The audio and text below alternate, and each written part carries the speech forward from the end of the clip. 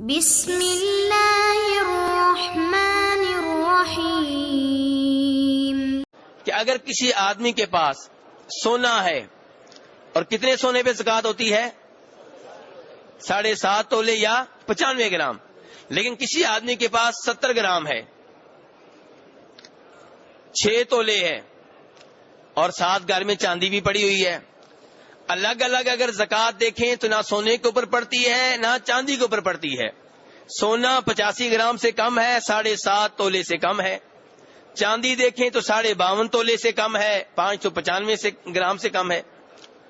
کیا دونوں کو آپس میں ملانا ضروری ہے تاکہ زکوٰۃ ادا کی جائے، یا دونوں کا الگ الگ حساب ہوگا، حتیٰ کہ نہ اس کے اوپر زکوٰۃ ہے نہ اس کے اوپر زکوٰۃ ہے؟ یہ مسئلہ ہے بھی۔ کافی سارے علماء کرام کا کہنا ہے کہ سونے اور چاندی کو آپس میں ملایا جائے گا، جمع کیا جائے گا تاکہ زکوٰۃ ادا کی جائے، یعنی کہ یا آپ سونے کو چاندی میں تبدیل کر لیں قیمت کے لحاظ سے، یا چاندی کو سونے میں تبدیل کر لیں تاکہ ایک کا نصاب پورا ہو جائے اور زکوٰۃ دی جا سکے۔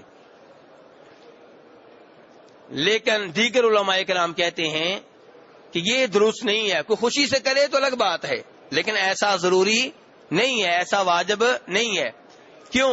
کہتے ہیں کہ یہی حدیث جو تھوڑی دیر پہلے میں نے آپ کے سامنے رکھی تھی جناب علی رضی اللہ عنہ والی، اس میں فرماتے ہیں نبی علیہ السلام وَلَيْسَ عَلَيْكَ شَيْءٌ یعنی فِي الذَّهَبِ، کہ تمہارے اوپر سونے میں کوئی زکوٰۃ نہیں ہے حتیٰ کہ وہ نصاب تک نہ پہنچ جائے۔ آپ نے یہ نہیں کہا کہ اگر سونا کم ہے تو چاندی کی طرف دیکھو، چاندی کو ساتھ شامل کر لو تاکہ سونے کی زکوٰۃ دی جا سکے۔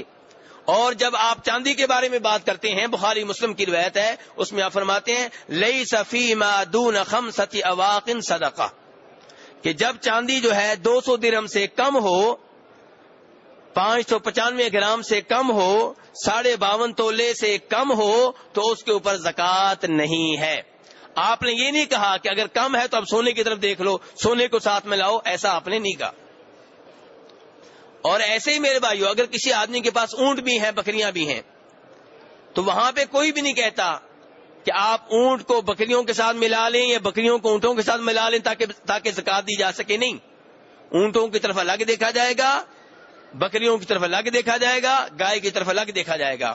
ایسے ہی کسی کے پاس گندم پڑی ہوئی ہے، جو بھی پڑے ہوئے ہیں، تو کوئی بھی نہیں کہتا کہ گندم اور جو کو آپ آپس میں ملائیں تاکہ زکوٰۃ دی جا سکے۔ نہیں، گندم کی طرف الگ دیکھا جائے گا اور جو کی طرف الگ دیکھا جائے گا۔ اگر الگ الگ طور پہ زکوٰۃ واجب ہوتی ہے تو دی جائے گی، ورنہ واجب نہیں ہے۔ تو جو صورتحال گندم اور جو میں ہے، جو صورتحال کھجوروں اور منقے میں ہے، جو صورتحال گائے اور بکریوں میں ہے، جو صورتحال گائے اور اونٹوں میں ہے، وہی صورتحال سونے اور چاندی میں ہے۔ اس لیے صحیح بات یہ ہے کہ ان دونوں کو آپس میں ملانا ضروری نہیں ہے۔